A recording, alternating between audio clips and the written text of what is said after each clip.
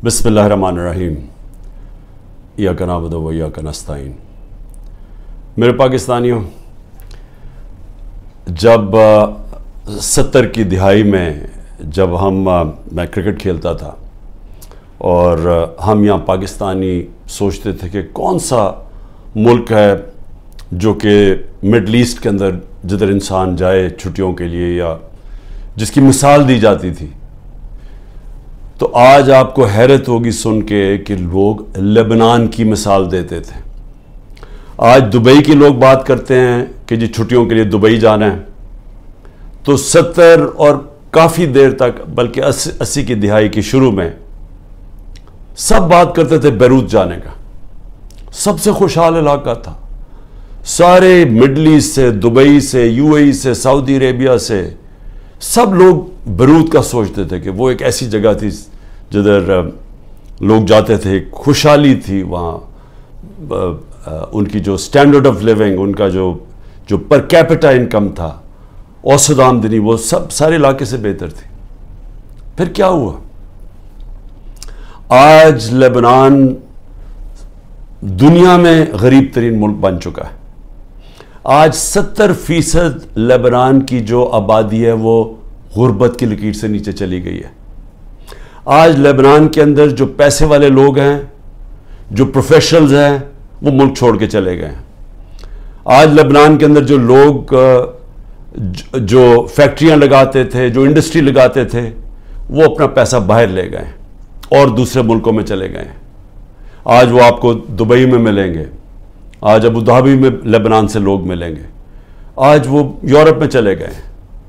लेकिन लेबनान छोड़ के वो लोग चले गए हैं जो जा सकते थे, जो पैसे वाले लोग थे, जो हुनर थी जिनके पास प्रोफेशन था, वो छोड़ के तो चले गए। रह कौन गया?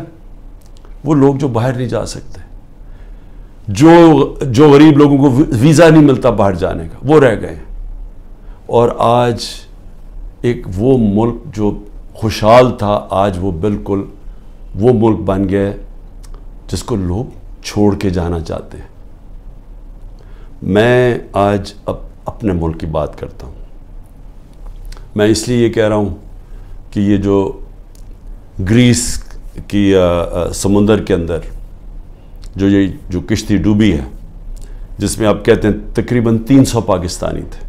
अभी तक हमें पूरा पता नहीं, क्योंकि वो इलीगल थे, वो नाजायज़ तरीके से जा रहे थे, तो इसके अभी तक पूरी रिपोर्ट्स नहीं आ रही। लेकिन जो मैंने अभी तक पढ़ा वो ये कि जो लोग इस किश्ती पे थे उनसे मगरबी अखबारों ने इंटरव्यू लिए, उनके जो लोग बचे थे या जिन्होंने वहाँ से जो ये आज़ाद कश्मीर से कई लोग गए हुए थे, तो जब उनके इंटरव्यू में पूछा गया, उन्होंने कहा उम्मीद ही हम कुछ नहीं थी, हमें उम्मीद ही नहीं थी कि हम अपनी ज़िंदगी बेहतर कर सकते हैं। इसलिए वो सारों ने क्या किया? पैसा जमा किया, कर्जे लिए, पैसा जमा किया, कर्जे लिए, फिर नाजायज़ तरीके से इनको ये कोशिश थी कि कहीं किसी तरह हम यूरोप में चले जाएं, मुल्क छोड़ के किसी तरह निकल जाए। यहां उम्मीद ख़त्म हो गई थी। आज सिर्फ जो ये हमारे गरीब लोग जिनके पास अब बेरोज़गारी बढ़ती जा रही है, आज सिर्फ वो ही नहीं, सिर्फ छोड़ के जा रहा है। हमारे 10 लाख प्रोफेशनल मुल्क छोड़ के चले गए और जा रहे हैं। मैंने अपने अस्पताल की मिसाल इसलिए दी क्योंकि जो कैंसर अस्पताल में स्पेशलिस्ट होते हैं, दुनिया में डिमांड होती है। कहीं दुनिया में कहीं जाएं तो जितने हम उनको तनख्वाह देते हैं, 4-5 गुना ज़्यादा तनख्वाह मिल सकती है वहाँ। तो 10% हमारे कंसल्टेंट शौकत खान हमसे छोड़ के चले गए हैं या जाने वाले हैं, क्योंकि उम्मीद चली गई है उनको। उसी तरह हर जगह से ये रिपोर्ट आ रही है, फैक्ट्रीज़ पे जो बड़े बिजनेसेस थी, जिधर उन्होंने प्रोफेशनल्स हायर किए हुए थे, हर जगह से यही आवाज़ आ रही है कि जी लोग समझते हैं कि पाकिस्तान में उम्मीद ख़त्म हो गई है, आगे कोई उनको नज़र नहीं आ रहा। लोग मुश्किल वक्त बर्दाश्त कर लेते हैं, हम रोज़ा रख लेते हैं, पता कि शाम को हमने रोज़ा खोला है, भूखे रहते हैं सारा दिन। उसी तरह लोगों को अगर ये उम्मीद हो कि आगे जाके हालात बेहतर हो जाएंगे, वो कहा ठीक है, ये मुश्किल वक्त बर्दाश्त कर लेते हैं। लेकिन जो हालात अब जा रहे हैं, लोगों की उम्मीद जा रही है मुल्क से। और मैं ये जो आज बात कर रहा हूँ, मैं इसलिए कर रहा हूँ, वो जो लोग आज इक़्तिदार में बैठे हुए हैं, मैं उनके लिए ये सामने रख रहा हूँ। दो किस्म के लोग हैं ना, एक तो वो हैं जो कि NRO वाले हैं, जिन्होंने अपने पैसा बचाना था, जो सिर्फ आए मुल्क से इसलिए थे कि उनके अरबों रुपए के ऊपर करप्शन केसेस थे, तो उन्होंने तो NRO लेना था। मेरे से बड़ी कोशिश की, मेरे पीछे पड़े रहे, प्रोपेगेंडा कैंपेन करते रहे, अपने मीडिया हाउसेस के ज़रिए मेरे ख़िलाफ़ पूरी कैंपेन चलाई कि मुल्क तबाह हो गया, महंगाई बहुत बढ़ गई है। तो उन्होंने तो, उनका मकसद कोई मुल्क की तो बेहतरी थी नहीं, क्योंकि उनका तो पैसा बाहर पड़ा, चोरी करके मुल्क का पैसा बाहर ले गए हैं। तो यहाँ अगर जब रुपया गिरता है तो उनको तो कोई फ़र्क नहीं पड़ता, मुल्क अगर नीचे जाएगा इनको क्या फ़र्क पड़ेगा। आज अगर यहाँ लोगों की उम्मीद ख़त्म होती जा रही है तो ये इनको तो कोई फ़र्क, इनका पैसा ही पहले बाहर पड़ा हुआ है। तो इसलिए एक तो ये टाइप है, लेकिन दूसरे भी हैं, वो ऐसे लोग हैं जो आज इक़्तिदार में बैठे, जिनका जीना मरना इस मुल्क में। मैं तो उनसे आज बात कर रहा हूं। मैं लेबनान की इसलिए मिसाल दे रहा हूं कि हम बड़ी तेजी से उस तरफ जा रहे हैं। हम इस वक्त इतनी तेजी से वहां जा रहे हैं क्योंकि मुल्क के अंदर जो दौलत बढ़ती है, जिसको वेल्थ क्रिएशन कहते हैं, दौलत में जो इजाफा होता है, वो तो सुकड़ के 6% से जाके नीचे चला गया है, 0.2%, कई कहते हैं उसे भी नीचे चला गया। जो इंडस्ट्री, जिसकी वजह से रोजगार मिलता था लोगों को, इंडस्ट्री जो एक ऐसी चीज है जिसकी वजह से टैक्स बढ़ता है, क्योंकि दौलत बनती है उसमें से टैक्स बनता है, मुल्क की आमदनी बढ़ती है, उसमें से एक्सपोर्ट्स बढ़ती हैं, ताकि आप जो यहाँ डॉलर्स मुल्क में आए। वो जो इंडस्ट्री तेजी से बढ़ रही थी, वो इंडस्ट्री तो नीचे चली गई है। टेक्सटाइल इंडस्ट्री जो सबसे बड़ी हमारी, जिसकी वजह से डॉलर मुल्क में आते हैं, अभी सेनेट हेयरिंग के अंदर वो टेक्सटाइल इंडस्ट्री वाले लोगों ने सेनेट के अंदर जाके बताया है कि 40% पाकिस्तान की टेक्सटाइल इंडस्ट्री बंद हो चुकी है। 70 लाख लोग जो टेक्सटाइल इंडस्ट्री में काम करते थे वो बेरोजगार हो गए हैं, और 25% मजीद अगर उन्होंने कहा कि ये आपने ना किया, जो कीमतें आपने इतनी चढ़ा दी हैं, बिजली की कीमत दुगनी हो गई है, गैस की कीमत कहां से कम पहुंच, अगर ये आपने कब ना की तो 25% मजीद और बंद हो रही है। अब ये याद रखें कि ये सिर्फ साल पहले फैसलाबाद के लोगों से पूछें, मुझे टेक्सटाइल वाले लोग कहते थे कि हमें टेक्सटाइल का वर्कर नहीं मिल रहा। टेक्सटाइल इंडस्ट्री बूम कर रही थी, टेक्सटाइल इंडस्ट्री की एक्सपोर्ट्स रिकॉर्ड थी, इसकी जो वो टैक्स दे रही थी हमें। तो वो एक साल के अंदर ये मुल्क किधर से किधर गया है कि मैंने सिर्फ ये तो टेक्सटाइल इंडस्ट्री जब गई, एक्सपोर्ट्स कम हुई, बाकी भी एक्सपोर्ट्स जब कम हुई, जो हमें डॉलर में भेज रहे थे रेमिटेंसेस, जो वर्कर्स थे, वो 13% कम हो गई। हमने सिर्फ एक साल के अंदर जो डॉलर हर साल बढ़ रहा था, हमारे आखिरी 2-3 साल डॉलर बढ़ते जा रहे थे, रेमिटेंसेस बढ़ती जा रही थी, एक्सपोर्ट्स बढ़ती जा रही थी, हर साल बढ़ती जा रही थी, रिकॉर्ड थी हमारी आखिरी एक साल में। वो सिर्फ जो रेमिटेंसेस में कमी हुई है और जो एक्सपोर्ट्स में कमी हुई है, वो 7.1 अरब डॉलर हुआ है। हम IMF से 7 अरब डॉलर का कर्जा मांग रहे हैं।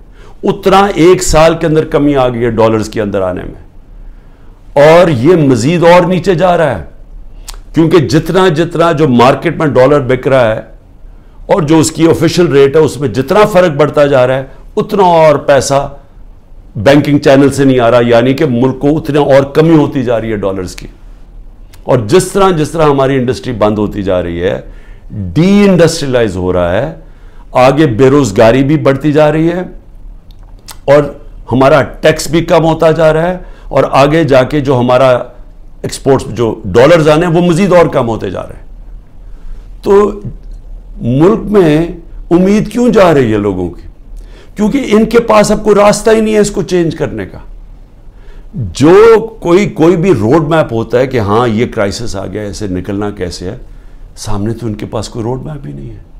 ऊपर से IMF के साथ समझौता नहीं हुआ।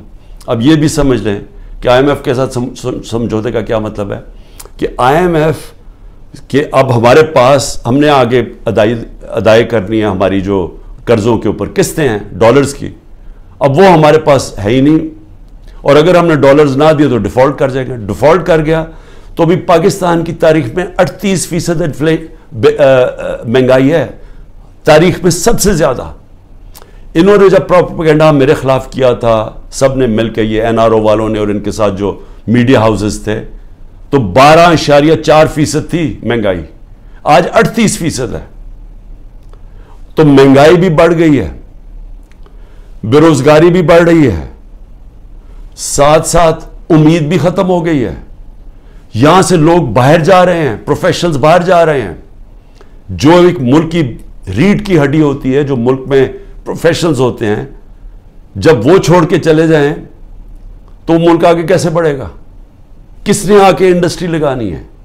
और जब रुपया गिरता जा रहा है तो लोग डॉलर्स पकड़ के बैठ गए हैं, सरमायाकारी किसने करनी है? तो आगे तो कोई उम्मीद ही नहीं है। तो मैं आज ये सबसे पूछ रहा हूं, ये जो हमारे ताकत में लोग बैठे हुए हैं, क्या उनको नहीं नजर आ रहा है ये क्या हो रहा है? और क्या इनका, तो मुझे समझ आती है ये NRO वाले, ये जो सारे मिल के बैठे हुए हैं अपनी चोरी बचाने जो आए थे, क्योंकि इनका तो मकसद ही सिर्फ पैसा बचाना है अपना। लेकिन जिन्होंने मुल्क को बचाना है और जिनके ऊपर जिनका जीना मरना इस मुल्क में है, क्या उनको नहीं नजर आ रहा ये क्या हो रहा है?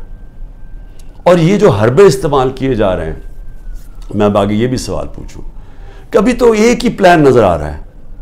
प्लान ये है कि इमरान खान को रास्ता कैसे रोकना इक़्तिदार में आने से, ये बस प्लान है। सारे इदारों को लगाया हुआ है कि इमरान खान को फेल कैसे करना है। सारे, चाहे FIA, NAB, एंटी करप्शन,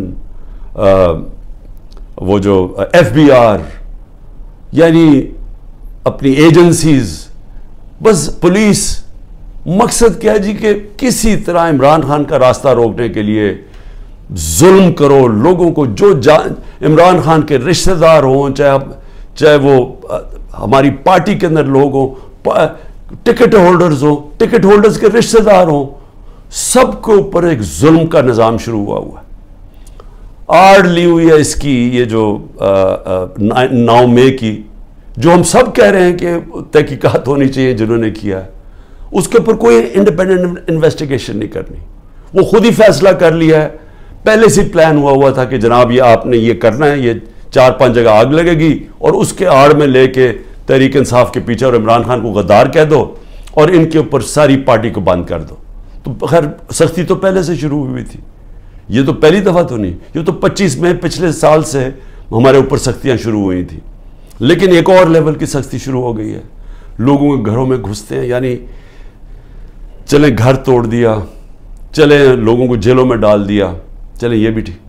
लेकिन घर की औरतों से जो हो रहा है, मुझे अभी तक बच्चों से जो हो रहा है, मैं तो अभी तक ये मेरे ज़हन में ये पूरी तरह चीज़ इसकी कोई मुझे समझ ही नहीं आ रही। मैं इसको समझने की कोशिश कर रहा हूँ कि ये कौन सा ज़हन है जो ये कर रहा है कि लोगों के बच्चों के ऊपर, स्कूल के बच्चों के ऊपर उनकी धमकियाँ देते हैं, औरतों के ऊपर।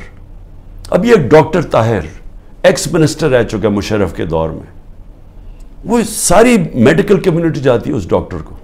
उसने अपनी पूरी कहानी लिखी है कि कहता मैं घर में, मुझे पता ही नहीं था, ना मैं किसी मुजाहरे में शिरकत की है, घर में आए, मुझे उठाया, घर में तोड़ फोड़ की, बीवी को बट मारे, बंदूक के बट मारे बीवी को, उसको जाके चक्की में डाल दिया, जो कि वो सजाए मौत वाले कैदियों को डालते हैं। वो उसके 2 मरीज थे, एक मिर्गी की मरीज थी, एक उसको स्ट्रोक हो चुकी थी, वो डॉक्टर था, 10 दिन उसको वहां बंद कर दिया। यानी कोई इसमें, यानी ऐसे कोई हैवानों के ऑर्डर्स दिए हुए हैं कि जो मिले उसको पकड़ के ये जुल्म शुरू कर दो उसके ऊपर। लेकिन औरतों के ऊपर, उसकी बीवियों को बट मारे, वो कहता, वो उसने अपना लिखा है, कहते चले ठीक है, मुझे किया, मुझे उठा के, मुझे खींच के, जिस तरह के कोई मुजरिम होता है घर से निकाला इन्होंने, और जिस तरह घुसे रात के 3 बजे, लेकिन वो बीवी को पट मारना, उसके जख्म किए हुए हैं। और इसी तरह सारी ये कहानियां आती हैं कि घरों में बीवियों औरतों से, उस्मान डार की वालदा से बदतमीजी, उसको धक्के दे रहे हैं। यानी ये हमारा दीन तो खैर, यानी वो नबी सल्लल्लाहु अलैहि वसल्लम ने वो हदायतें की हुई थी कि मुखालिफों के ख़िलाफ़ जंग के दौरान, वो भी जंग मुखालिफ के दौरान, मुखालिफ के साथ ना उनकी औरतों को कुछ हाथ लगाना है, ना उनके बूढ़ों को, ना उनके बच्चों को। ये हदायत थी जंग के दौरान। तो यहाँ तो अपने लोगों से किया जा रहा है। हम पढ़ते थे ये अखबारों में कि जी मकबूजा कश्मीर में इस तरह घरों में घुसती है हिंदुस्तान की फ़ौज। फ़लस्तीनों से सुनते थे, लेकिन वहाँ भी औरतें बच्चों से इतना नहीं हमने सुना जो अब हो रहा है। तो मैं इससे क्या, यानी इससे हासिल क्या होगा? ये जो जुल्म कर रहे हैं, लोगों के घरों में घर तोड़ रहे हैं, बिजनेसेस बंद कर रहे हैं, आगे बेरोजगारी है, लोगों की बिजनेसेस बंद कर रहे हैं, वो लोग बेरोजगार, अच्छा फिर नौकरों को उठा के ले जाते हैं। मुझे अभी ये नहीं समझ आई, वो बेचारे नौकर जो अपनी बीवी बच्चों का पेट पाल रहे हैं, उनको उठा के ले जाते हैं और उनको मारते हैं, उनके ऊपर जुल्म करते हैं। मेरी बहन का नौकर 20-25 साल से हमारा होता था यहाँ ज़मान पाक में, रहीम खुदसामा जो था, उसको मेरी बहन के घर आके उसको उठा के ले गए, उसके ड्राइवर को भी, लेकिन उसको उन्होंने ऐसा बंद कमरे में रखा, पता नहीं अभी तक वो वेंटिलेटर से उतरा या नहीं। 3 हफ्ते वो वेंटिलेटर पे रहा है। 3 हफ्ते वो अपनी जिंदगी मौत की जंग लड़ता रहा। तो गरीबों से भी जुल्म। तो इससे क्या, अच्छा अब इससे क्या हासिल क्या हो रहा है? मेरा ये अगला सवाल है। 400 हमारे टिकट होल्डर्स पंजाब में जिनको मैंने टिकट दिए, तकरीबन 400 हैं, 40 सिर्फ छोड़ के गए हैं। सब घरों से बाहर हैं, सब छुपे हुए हैं, सबकी बिजनेसेस के ऊपर अटैक कर रहे हैं, रिश्तेदारों के ऊपर अटैक कर रहे हैं, बच्चों पे कर रहे हैं कि उन्होंने बच्चे बाहर भिजवा दिए, लेकिन वो छोड़ नहीं रहे।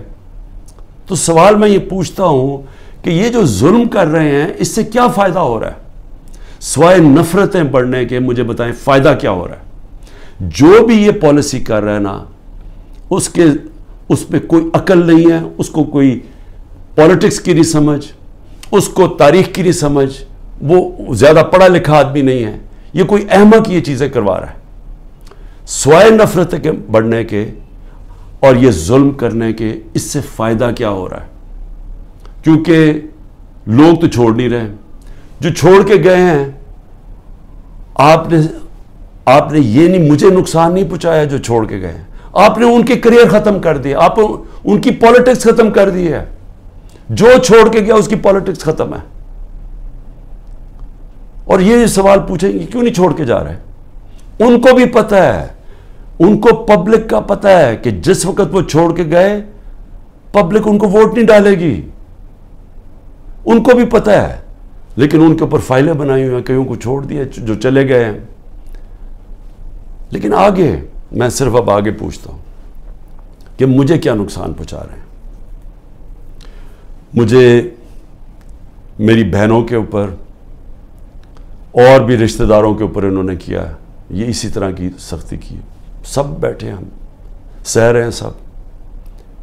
मेरे घर अभी तक सिक्योरिटी का जो चीफ था वो अभी तक गायब हुआ है, उसको उठा के ले गए। यहाँ से वो आए बच्चे बेचारे सोशल मीडिया के परसों, उनको पकड़ के ले गए। वकील मेरा आया जो उसका कोई ताल्लुक ही पार्टी से नहीं था, वो और उसके ड्राइवर को अगवा करके ले गए, वो रात तक उसको रखा। तो क्या मैं इससे डर जाऊंगा या पीछे हट जाऊंगा? क्या मुझे इससे, ये जो केसेस हैं, कत्ल का केस मेरे ऊपर कर दिया, मेरी बहन के ऊपर केस किया हुआ है एंटी करप्शन ने, 6 अरब की जमीन लिया में लिया उसने जब मैं प्राइम मिनिस्टर था। यानी ऐसे डफर हैं लोग, मैं वाकई ये डफर ही होंगे। वो एंटी करप्शन से केस करवाया, वो उसने चेक से पैसे दिए थे, और पैसे कितने थे? 6 करोड़ की जमीन थी, 75 लाख ऊपर टैक्स दिया हुआ है, वो चेक से सारा दिया है, वो चेक के नंबर्स हैं, चेक की डेट है, और वो कब दिए हैं वो मेरी बहन ने वो कब ये प्रॉपर्टी खरीदी? जब हमजा शरीफ पंजाब का चीफ मिनिस्टर था, मैं प्राइम मिनिस्टर ही नहीं था तब। तो अब सोच लें कि किस सतह के ऊपर पहुंच गए कि 160 केसेस हो गए मेरे पर। क्या मैं पीछे हट गया हूं? क्या मैं पीछे हट जाऊंगा? मैं तैयार बैठा हूं। मुझे पूरा पता है कि इन्होंने जेल का प्लान बनाया, मैं तैयार हूं जेल के लिए। लेकिन उससे क्या होगा? चल मैं जेल चला जाऊंगा, डिस्क्वालीफाई कर देंगे मुझे। इतने केसेस हैं, कभी भी कर सकते हैं। उससे क्या होगा? ये मेरी आज बात याद रख लें, क्योंकि आपको पॉलिटिक्स की समझ नहीं है। ये पॉलिटिकल इंजीनियरिंग बार बार फेल हो चुकी है। ये जो आप करने जा रहे हैं, मेरी जरा सुन लें बात। मुझे आप डिस्क्वालीफाई करेंगे, मैं जेल में डालोगे, तब भी पीटीआई जीतेगी। तहरीक इंसाफ का वोट बैंक बढ़ता जा रहा है। ये जुल्म की वजह से और लोग हमारे साथ आ गए हैं। लोग छोड़ इसलिए नहीं रहे, लोगों को भी पता है, नीचे से पता है, पब्लिक उनके साथ खड़ी है। वर्कर क्यों नहीं छोड़ के जा रहा? वर्कर जेलों से निकलता है, उसको सोचें, बुरी तरह रखते हैं। वो अदालत में जाता है, तहरीक इंसाफ जिंदाबाद के दायरे लगाता है। वो क्यों नहीं छोड़ा? क्योंकि कौम जब एक नजरिए के साथ खड़ी हो जाए, आप डंडे मार के उनको नजरिया नहीं उनसे निकाल सकते। ये जो भी पॉलिसी बनाई हुई है जुल्म करने की, ये फेल हो गई है। ये पॉलिसी कामयाब नहीं हो सकती। आप जब भी इलेक्शन करवाएंगे, मेरे से आज लिख के ले लें, तहरीक इंसाफ स्वीप करेगी। बल्कि आपने पीडीएम का जनाजा निकाल दिया। आपने इन पार्टीज को बिल्कुल जो रही सही कसर है खत्म कर दी है। ये अब इलेक्शन ही नहीं लड़ने के काबिल। ये वो इलेक्शन कोशिश करेंगे, वो जो अभी कराची के अंदर वो जो मेयर का इलेक्शन हुआ, उस टाइप इलेक्शन। वो मेयर का इलेक्शन तो हो सकता है इनडायरेक्ट।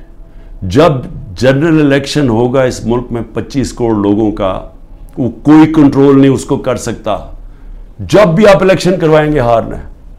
लेकिन ये मुल्क का क्या बन रहा है? मैं तो सिर्फ इसलिए आज पूछ रहा हूं, मैं बार बार डायलॉग की बात इसलिए करता हूं, मुझे अपने मुल्क की फिक्र पड़ी हुई है, मुझे अपनी फिक्र नहीं है। क्योंकि जो भी आप करेंगे, मुझे ये अल्लाह, जब कौम साथ खड़ी है तो मुझे किस चीज की फिक्र है? लेकिन मुल्क की फिक्र है, क्योंकि मुल्क, हम लेबनान की तरफ तेजी से जा रहे हैं। हमारा मुल्क तेजी से नीचे जा रहा है। और सबसे खौफनाक, जब एक कौम के लोगों की उम्मीद खत्म हो जाए। और ये जो बात की ख्वाजा आसिफ ने ओवरसीज पाकिस्तानी की, ये मेरी बात याद रखना कि जब भी ये मुल्क इंशाल्लाह एक दिन हम खड़ा करेंगे, ओवरसीज पाकिस्तानीज के कंधों के ऊपर खड़ा होगा। उसने इतनी स्टुपिड बात की, क्योंकि उसमें कम अकल का आदमी है। उसने ये कहा कि जनाब वो जनाजे सिर्फ दफनाने आते हैं यहाँ। उसको ये नहीं पता कि जब ख्वाजा आसिफ और नवाज शरीफ और जरदारी जैसे लोग इस मुल्क के ऊपर बैठे होंगे, तो वो इस मुल्क के अंदर कभी अपना पैसा इन्वेस्ट नहीं करेंगे, सरमायाकारी नहीं करेंगे। वो लोग हैं, वो तब इस मुल्क के अंदर पैसा लेके आएंगे जब रूल ऑफ लॉ आएगा, जब इस मुल्क में इंसाफ का निज़ाम ठीक होगा, जब अदालतों के ऊपर उनको इत्तेमाद होगा, जब उनको ये पता होगा कि जब उनका जो सरमायाकारी करेंगे तो यहां का अदालती निज़ाम उनको तहफ़्फ़ुज़ देगा, उनकी सरमायाकारी को। या तो सुप्रीम कोर्ट का फैसला नहीं मानती गवर्नमेंट, या तो अदालतों के फैसले नहीं मानती, पुलिस ही नहीं मानती उनके फैसले। किसने पैसा लेके आना है पाकिस्तान? तो वो फिर अपने जनाजे ही दफनाएंगे ना यहां। असल में पैसा पड़ा हुआ है, वर्कर्स हमारे रेमिटेंसेस आती हैं हमारी मिडल ईस्ट से, सऊदी अरेबिया से, यूएई से सबसे ज्यादा। लेकिन जो सरमायाकारी सबसे ज्यादा आएगी वो आएगी अमेरिका और यूरोप से और बरतानिया से, क्योंकि उनके पास असल पैसा पड़ा हुआ है। सिर्फ 16,000 पाकिस्तानी अमेरिकन डॉक्टर्स की जो वर्थ है वो $200 अरब है। तो जब हम माहौल ठीक करेंगे तो वो पैसा आएगा। यहां तो जंगल का कानून है। यहां जो हालात देख रहे हैं, यहां तो लोग छोड़ छोड़ के जा रहे हैं मुल्क। तो पैसा किसने लेके आना मुल्क में? तो हम तो वो चीजें कर रहे हैं जिससे मुल्क को हम तबाही की तरफ धकेल रहे हैं। हम तो वो दुश्मनों का काम कर रहे हैं इस वक्त पाकिस्तान में। इसलिए मैं आखिर में कहता हूं, अभी भी वक्त है, बातचीत करें। अगर तो आपके पास कोई गेम प्लान है कि इमरान खान को अगर हम निकाल के तो हमारा मुल्क ठीक हो जाएगा, वो मुझे बताए, मैं पीछे हट जाता हूं। लेकिन अगर गेम प्लान सिर्फ ये है कि इमरान खान रास्ते से हट जाए क्योंकि यहां लोगों को अपनी जाती फायदे नजर आ रहे हैं, लोग अपने एनआरओ मिल जाएगा लोगों को, या लोगों को अपनी अपनी पोजीशंस की फिक्र पड़ी हुई है, अगर सिर्फ इसलिए इमरान खान को हटाना है तो इमरान खान तो रास्ते से नहीं हटेगा। इमरान खान बैठा है यहां, जो करना करो। लेकिन मुल्क, हमारा मुल्क कभी भी माफ नहीं करेगा। ये तारीख नोट कर रही है, जो लोग कर रहे हैं इस मुल्क के साथ, जो इन्होंने हुकूमत गिरा के साजिश के तहत जो किया है मुल्क के साथ, ये सारा तारीख का हिस्सा बन गया और ये कौम भूलेगी नहीं उनको। पाकिस्तान पाइंदाबाद।